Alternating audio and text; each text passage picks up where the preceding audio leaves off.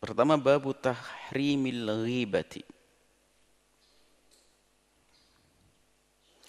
Tahrimil ghaibati wal amri bihifdzil lisani. Yang pertama adalah larangan menggunjing dan perintah agar kita bisa menjaga lisan. Antara menggunjing dengan menjaga lisan, tidak menjaga lisan, ini ada seiringan. Kalau orang nggak menjaga lisannya, suka menggunjing. Tapi kalau lisan terjaga, ya nggak akan menggunjing. Menggunjing adalah dosa besar minal kabair. Menggunjing disebut oleh baginda Nabi, namanya menggunjing itu adalah dzikruka akhaka bima yakrah. Dzikruka akhaka bima yakrah, kama Nabi menyebutkan, jika engkau bercerita tentang saudaramu yang jika ia mendengar maka dia merasa tidak senang. Ini dalam segala, apakah itu sesuatu yang sifatnya kekurangan lahir fisik atau kekurangan batin, kesalahan-kesalahan akhlak, dosa. Nggak boleh kita bicarakan dosanya orang, menyebut-nyebut orang ini berdosa begini, menggunjing. Jadi kalau kita menyebut tentang seseorang yang orang itu tidak senang, di saat dia tidak ada di hadapan kita, dan sesuatu itu ada pada dia, sampai dalam hadis disebutkan, ya Rasulullah, ara'aita in kana fi akhi ma aqulu. Ya Rasulullah, yang saya omongkan yang jelek tadi itu memang dia benar, dia yang lakukannya. Memang dia begitu. Dia memang begitu. In kana fihi ma taqulu faqad ikhtabtahu. Faqad ikhtabtahu. Kalau memang benar itu ada, ya itu namanya menggunjing. Wa illam yakun fihi ma taqulu faqad bahattahu. Kalau yang kau omongkan itu enggak ada, kau menfitnah dia. Fitnah bahasa Indonesia ya, bukan fitnah bahasa Arab. Kalau fitnah bahasa Arab maknanya luas, ada syirik, ada macam fitnah bahasa. Fitnah itu di Indonesia itu bahasa fitnah di bahasa Indonesia itu artinya apa? Kita mengada-ngada sebuah kesalahan, lalu kita sebar, itu menfitnah. Kesalahan tidak pernah terjadi, tidak pernah dilakukan, lalu kita sebarkan, namanya memfitnah. Kalau fitnah bahasa Arab macam-macam, kekufuran, fitnah maksiat, fitnah dosa, fitnah. Itu. Ini fitnah bahasa Indonesia. Jadi faqad bahattahu berarti engkau telah menfitnah, fitnah bahasa. Bahattahu itu menfitnah, itu mengada-ngada sebuah kesalahan yang tidak pernah ada lalu kita sebar. Fitnah. Jadi ada 3 ya di sini.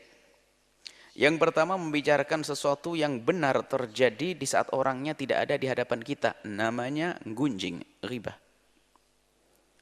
Yang kedua, membicarakan sesuatu yang dia tidak ada, sesuatu yang dia tidak senang dan dia tidak ada, kita mengadakan, namanya buhtan, fitnah tadi. Yang ketiga, membicarakan sesuatu yang tidak baik di depan mukanya, namanya cacian. Semuanya jelek, urusannya dengan lesan. Di sini hanya disebut ghibah, gunjing. Buhtannya tidak disebutkan, buhtan dosa. Kalau buhtan, nah buhtan itu lebih parah lagi. Buhtan ini sudah double dosa. Jangan dianggap, wah kalau buhtan itu lebih sih. Oh enggak, double dosanya. Dosanya dia berdusta, memfitnah, dan dosanya dia ngomongin menjadi yang ngomongin seseorang yang orang itu tidak senang.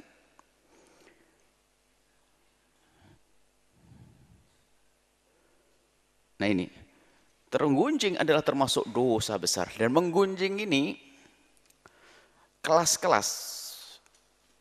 Kita menggunjing orang yang paling tidak berarti di dunia, dosa gede.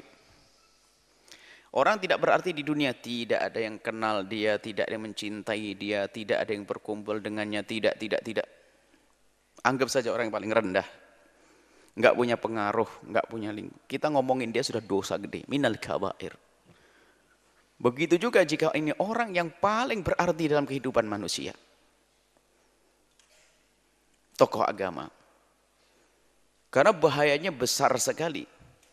Kalau sudah ada orang berani menggunjing tokoh agama, maka ini akan menjadikan madaratnya lebih besar.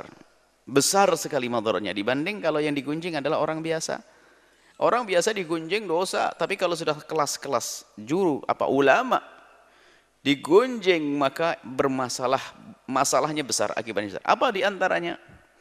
Di antaranya adalah umat yang mendengar gunjingan tersebut akan hilang kepercayaan, hilang penghormatan.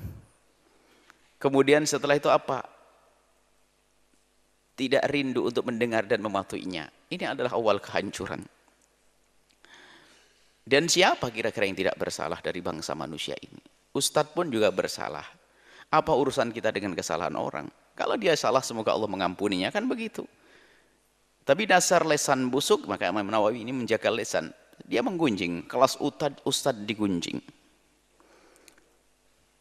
Kemudian ada di samping ustadz, tokoh masyarakat yang bukan tokoh agama. Yang dia punya misi memperbaiki. Ini termasuk dalam hal ini adalah juga pejabat-pejabat yang baik. Yang tidak baik pun juga bukan tugas kita menggunjing mereka. Kalau memang ada yang tidak baik, ayo kita datangi, kita ingatkan. Ini semakin orang itu punya pengaruh, maka semakin gede dosa kita menggunjingnya. Ini harus waspada kita. Dan menggunjing itu luar biasa, halus. Orang mudah tidak sadar saat menggunjing. Dengan bahasa macam-macam, apalagi yang hobi curhat. Dia masuk wilayah gunjing, masuk lautan gunjing itu nggak sadar. Yang digunjing suaminya.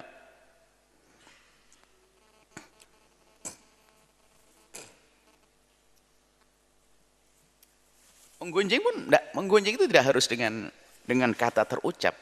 Sebab yang namanya bahasa itu kan bermacam-macam. Ada bahasa yang diucap, ada bahasa isyarat, ada bahasa tulis. Sampai dikatakan al-qalam ahadul lisanaini. Pena ini adalah salah satu dari dua lesan. Jadi kalau orang sekarang kan zaman komentar di Facebook, komentar di YouTube. Nah ini hati-hati. Jangan kau gunakan jemarimu untuk mengetik sesuatu yang menjadikan Allah murka, Nabi gak senang.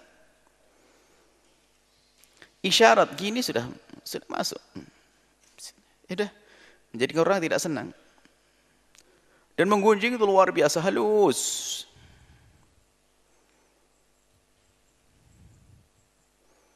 Gunjingan bisa berlaku di kalangan ustadz sekalipun. Ustadz menggunjing ustadz, wah sama. Memang ini semuanya perlu koreksi, nggak perlu kita mengoreksi orang lain. Kalau dirimu ustadz ya dengar, jangan sampai gunjingannya ustadz.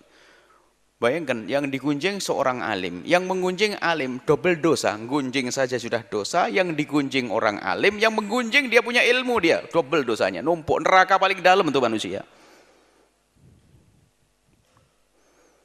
Ini hati-hati. Ini pernah kami hadirkan dalam silsilah dosa besar yang hampir tidak pernah dibincangkan. Menghentikan diskotik, ya ramai ada orang upaya menghentikan tempat minuman keras, menghentikan tempat perjudian, menghentikan tempat perzinaan, mudah gerakan. Tapi gerakan menghentikan gunjingan ini belum ada. Dan ini lebih penting karena apa? Dosa menggunjing, semoga Allah menjauhkan kita dari zina, dari judi, dari sebagainya. Itu semua kebusukan. Akan tapi orang berzina hanya di tempat yang gelap, tempat yang tersembunyi, tidak ada orang tahu. Judi pun di Indonesia juga tempat yang tertutup, tidak seenaknya di mana-mana. Minuman keras pun mereka juga ada sungkan dan tidak enak kadang dengan anak, keponakan dan lainnya. Maka masih tersembunyi. Tapi kalau menggunjing, bisa saja mimbar dijadikan tempat menggunjing. Hati-hati. Mimbar bisa dijadikan tempat menggunjing. Dosa menggunjing besar sekali, menghabiskan pahala. Hadis muflis adalah menggunjing di antara menghabiskan pahala kita. Sebagian para solehin itu kalau digunjing, dia mendengar berita kalau dia digunjing, langsung mengirim hadiah kepada orang yang menggunjingnya. Terima kasih atas kebaikanmu. Oh, digunjing kok malah terima kasih. Ini dikisahkan juga dari Imam Hasan Basri.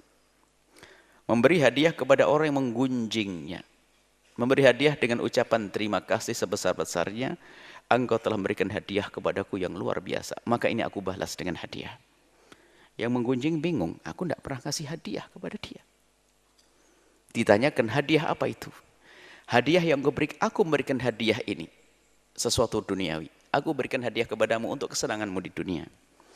Dan engkau telah memberikan hadiah kepadaku sesuatu yang abadi, yaitu pahalamu di saat kau mengunjingku adalah untukku semuanya.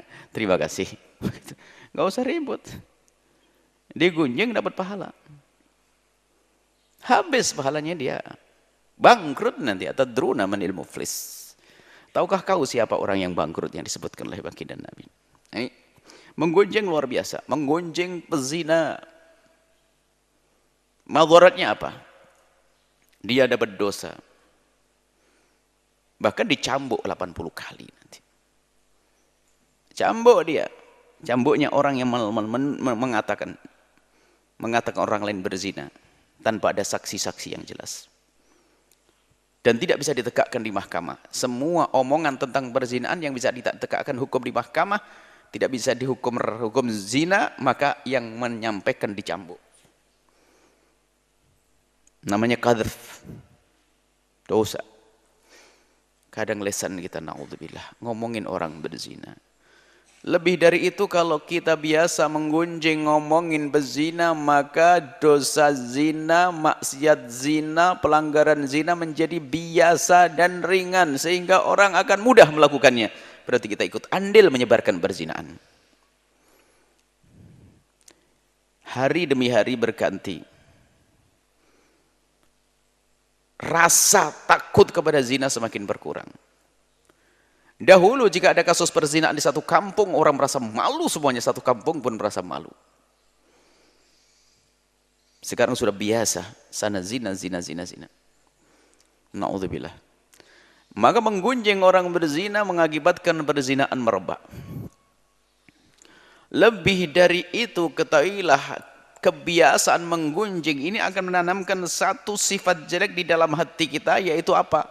Biasa melihat dan mencari-cari kejelekan orang lain.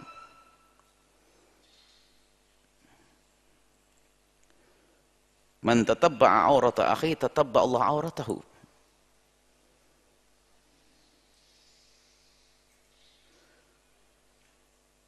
Wa man tatabba'a Allahu auratahu yafdahu Allahu walau fi wasti baitihi aw inda ahli baitihi, atau kama qala Rasul sallallahu alaihi wasallam. Barang siapa yang biasa mencari-cari kesalahan orang, ini sifat jelek, ini nanti akan jadi bahan gunjingan. Mula-mula melihat kesalahan seseorang, disimpan di dalam bukunya, bahkan atau mungkin disimpan di dalam pikiran dan otaknya. Kemudian nanti akan dibicarakan, masuk mencari-cari kesalahan orang sendiri, menjadikan sebab dia akan terhinakan. Akan Allah hinakan biarpun dia di tengah rumahnya sendiri. Masya Allah. Di rumahnya direndahkan, jadi akan dibongkar itu aib oleh Allah. Tidak tahu gimana caranya. Maka jangan biasa mencari-cari kesalahan orang, kejelekan orang.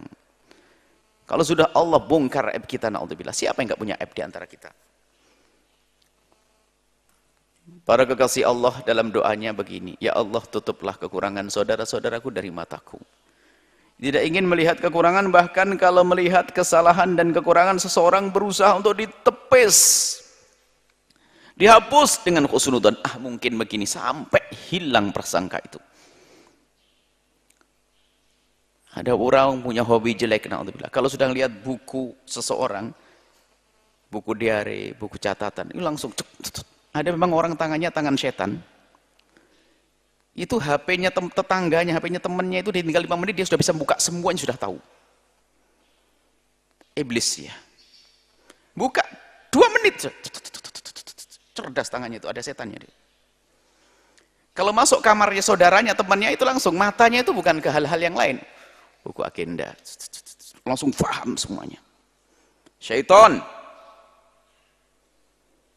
Hati-hati, jika ada di antar kalian para santri punya kebiasaan pengen tahu jeleknya orang segera hapus. Kalau tidak akan mengakar, akan kuat di dalam dirimu, muncul kejahatan-kejahatan, menggunjing,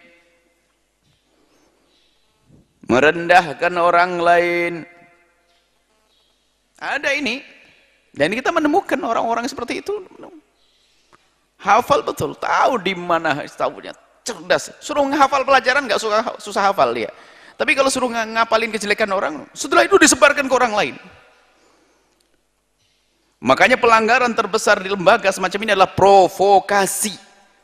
Mengajak orang lain membenci yang lainnya dengan menyebarkan kejelekannya, maka pelanggaran terbesar. Dibuang saja manusia semacam itu. Karena apa? Dia benalu. Merusak yang lainnya. Banyak pelanggaran. Kenapa? Omongan dia mempengaruhi. Akhirnya dia terbawa. Akhirnya budaya gunjing. Maka dalam sebuah perkumpulan, wahai hamba Allah yang kami cintai, dimanapun anda punya perkumpulan, pertama dan paling utama yang harus anda hindari, jauhkan perkumpulanmu dari menggunjing orang lain. Apakah menggunjing perkumpulan yang lain? Jika anda organisasi, apakah menggunjing organisasi lain? Atau yang hindarkan perkumpulan kita agar lestari abadi hingga di akhirat dari digunakan untuk membicarakan kejelekan kelompok lain atau orang lain. Justru sebaliknya, kita tata hati orang-orang yang berkumpul bersama kita agar hatinya bersih. Semakin bersih hati, semakin terbangun husnudzon, rasa cinta, saling tolong menolong, menutup kekurangan temannya. Apa yang terjadi keindahan di dunia sebelum keindahan nanti di akhirat. Ini perkumpulan, jangan sampai ada yang menggunjing. Sebab menggunjing itu nular. Sehingga orang duduk. Bagaimana jika kita duduk dengan orang yang menggunjing, tapi saya tidak ikut menggunjing. Saya berkumpul dengan orang menggunjing, saya tidak ikut menggunjing. Anta syarikun lahu fil ithmi. Dapat bagian dosa yang sama. Sebab dia tidak akan menggunjing kecuali ada dirimu kok. Coba kau tinggal pergi. Dia nggak akan menggunjing. Adakah orang menggunjing menghadap ke tembok sama kipas angin? Hei kipas angin, tahu enggak tetanggaku? Ada, itu orang gila. Karena ada dirimu maka dia semangat menggunjing. Apalagi kamu hanya gini-gini. Oh jadi, semangat. Maka anda syarikun lahu fil ithmi. Engkau punya andil dosa. Sama. Pilihannya hanya dua di saat ada orang menggunjing bersama kita, di tengah-tengah kita. Yang pertama kita tegur. Ada tiga pilihannya, saya tambah. Biasanya dua. Yang pertama kita tegur. Yang kedua kita tinggalkan. Atau yang ketiga diusir saja manusia itu. Nah ini diusir ini berlaku di pesantren karena lembaga. Yang suka ngomongin provokasi, ngajari yang jelek. Kalau diajari setiap hari diajari. Dididik setiap hari dididik. Nah ini hati-hati. Nah, makanya hati-hati. Apalagi yang diajari jelek adalah orang-orang yang ingin baik semuanya. Diajari tidak senang dengan guru, diajari tidak senang dengan temannya, diajari, lah ini kok jahat banget di pondok ini manusia kayak begini. Diajari nggak baik sama gurunya, nggak diajari nggak baik sama pengurusnya, nggak diajari nggak baik sama temannya, temannya wasiatnya Rasulullah kok. Mana terbangun cinta? Kalau di masa belajar saja tidak membangun cinta di antara kawan, maka bagaimana nanti di saat berjuang? Muncul adalah ustadz yang saling mendengki, saling ngiri. Kelihatannya benderanya sama, imamahnya sama, jubahnya sama, tapi hatinya bermusuhan. Tahsabuhum jami'an wa qulubuhum syatta. Seolah-olah dia bersatu, labelnya sama, hatinya bermusuhan. Ini hati-hati. Sebuah contoh begitu pentingnya ini masalah menggunjing harus kita ketahui. Ada kalau berlima menggunjing. Perkumpulan lagi menggunjing 5 orang. Yang digunjing adalah orang yang keenam ada di mana saja. Wah habis dari awal. Ngakak, iya saya ngelihat ini. Karena memang dia sudah budaya menggunjing, ngomongin orang lain, kejelekan orang. Dari 5 salah satunya pergi ke toilet. Meninggalkan sorban, kalau keruyan meninggalkan sapu tangan, yang perempuan yang meninggalkan dompet, ditinggal atau tas. Berlima menggunjing, yang satu pergi ke toilet. 3 menit Dia jalan sudah dilirik semuanya. Oh, mulai sudah barangkali. Digunjing. Tasnya diangkat. Tasnya, ini tas itu pemberian dari siapa nggak tahu. Habis. Memang menggunjing itu kalau sudah yang dimakan di orang habis, yang dimakan di dalam. Sampai istrinya digunjing, suaminya digunjing, ibundanya digunjing, ayahnya digunjing, anaknya digunjing. Lesan busuk. Mendengar saja berbahaya lah ya. Kalau Anda mendengar gunjingan, hatimu yang rusak, sebab jendela hatimu hanya dua, mata dan telingamu. Kalau matamu tertutup, telinga tertutup, aman hati. Makanya orang buta dan tuli itu gak akan ada suudon sama siapapun. Tapi di saat hati, mata terbuka, telinga terbuka, itu adalah jendela masuk ke hati kita, hati akan terkotori. Debu-debu akan masuk, akan kotor. Contoh begini, Anda bertahan tidak ikut membicarakan, tapi Anda selalu mendengar. Sekali Anda mendengar, dua kali mendengar. Tiga kali semakin fasih terdengar di telinga Anda. Mula-mula nggak mau, ditepis. Mula-mula yang kedua, banyak lagi yang ngomong kayaknya benar dia. Yang ketiga, yakin omongannya itu benar sudah. Mungkin akan jadi penggunjing di hari yang ke-7 mungkin. Atau mungkin hari yang ke-11. Pokoknya masuk juga nanti pada akhirnya gara-gara kita dengar. Menggunjingkan tentang seorang. Tahu enggak kamu? Sahabat kita yang satu tuh astagfirullah. Pakai astagfirullah lagi gunjingnya. Innalillah la ilaha illallah. Apa itu Ustaz begitu? Kenapa? Ya Allah astagfirullah. Astagfirullah. Gunjing astagfirullah. Kenapa? Yang benar. Ya setiap hari dia duduk di warung sana begini terus sama itu yang jaga warung kan begini itu perempuan gini. Masa iya? Ya. Yang satu astagfirullah ngunci, astagfirullah ngunci.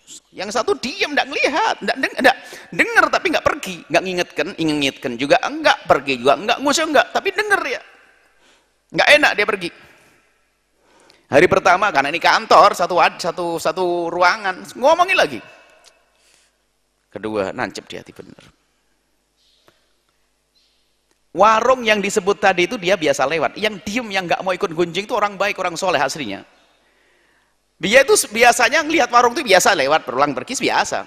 Sekarang gara-gara omongan itu, setiap lewat warung itu ngelirik. Iya bener ada ustadznya.